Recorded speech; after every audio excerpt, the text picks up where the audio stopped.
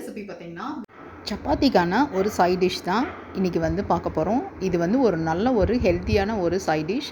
எப்படி பண்ணுறதுன்னு பார்க்கலாம் வாங்க. இன்றைக்கி சப்பாத்திக்கு ஒரு சூப்பரான சைட் டிஷ் பண்ணலாம். அதுக்கு பார்த்தீங்கன்னா நூல்கோல் பார்த்தீங்கன்னா ஒரு 3 எடுத்திருக்கேன். நூல்கோல் பார்த்தீங்கன்னா கட் பண்ணி வச்சாச்சு. அது கூட ஒரே ஒரு கேரட் மட்டும் கட் பண்ணி வச்சுருக்கேன். இது ஜிஞ்சர் கார்லிக் பேஸ்ட்டு, ஒரு தக்காளி, ஒரே ஒரு ஆனியன் கட் பண்ணி வச்சுருக்குது. ஒரு 1/4 கப் அளவுக்கு வரும் இந்த கொத்தமல்லி. இது வந்து ஒரு டேபிள் ஸ்பூன் அளவுக்கு வரும் புதினா. பச்சை மிளகாய் மட்டும் நம்ம காரத்துக்கு தகுந்த மாதிரி எடுத்துக்கலாம். தேங்காய் வந்து ஒரு 1/4 கப்புக்கும் கொஞ்சம் மேலே வரும். இதெல்லாம் நம்ம வந்து மிக்சி ஜாரில் போட்டு அரைக்கணும். கூடவே பார்த்திங்கன்னா இந்த கொத்தமல்லி, புதினா, அப்புறமா பச்சை மிளகாய், தேங்காய் எல்லாம் போட்டு நம்ம ஃபைன் பேஸ்ட்டாக அரைச்சி எடுத்துகிட்டு வந்துடணும். இதெல்லாம் இதில் பார்த்திங்கன்னா 3 டீஸ்பூன் அளவுக்கு ரீஃபைண்ட் ஆயில் போட்டிருக்கேன். இது கூட பார்த்திங்கன்னா 3 லவங்கம் போட்டுக்கலாம். கூட பார்த்திங்கன்னா நம்ம கட் பண்ணி வச்ச ஆனியன் போட்டுக்கலாம்.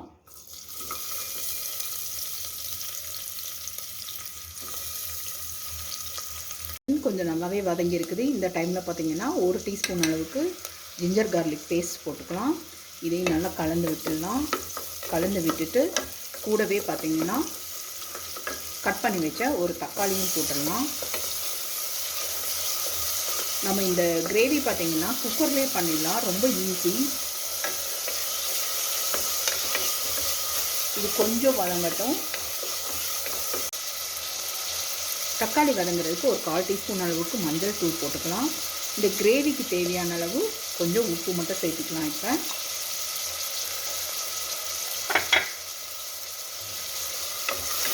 இதையும் நல்லா கலந்து விட்டுடலாம். அப்போ தான் வந்து பார்த்திங்கன்னா தக்காளி நல்லா வந்து உங்களுக்கு வதங்கி கொடுக்கும்.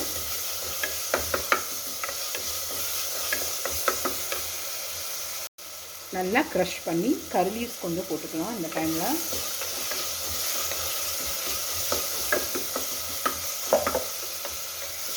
தக்காளி எல்லாமே கொஞ்சம் வதங்கி இருக்குது. இந்த டைமில் நம்ம கட் பண்ணி வச்ச இந்த வெஜிடபிள்ஸையும் அப்படியே போட்டுடலாம்.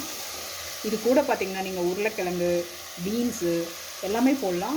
பட்டு நூல்கோல் வந்து எங்கிட்ட ஜாஸ்தியாக இருந்தங்காட்டி நூல்கோல்லையே வந்து கிரேவி இந்த மாதிரி ஒரு சைட் டிஷ் பண்ணலாம் அப்படின்னு சொல்லிட்டு பண்ணது.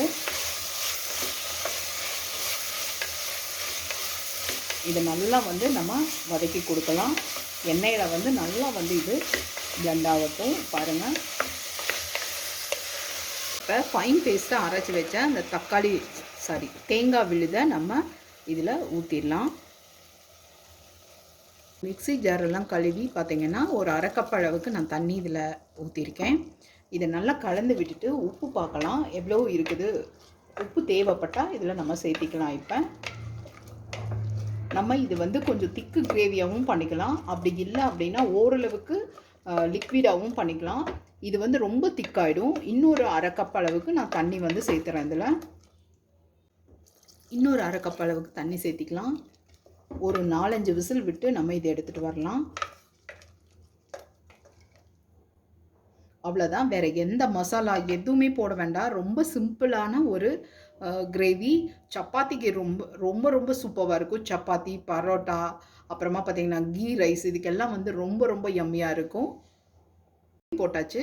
இது ஒரு 4-5 விசில் வந்ததுக்கப்புறமா நம்ம ஆஃப் பண்ணலாம். நம்ம சுவையான நூல்கோல் குருமா சூப்பராக ரெடி ஆகிடுச்சு.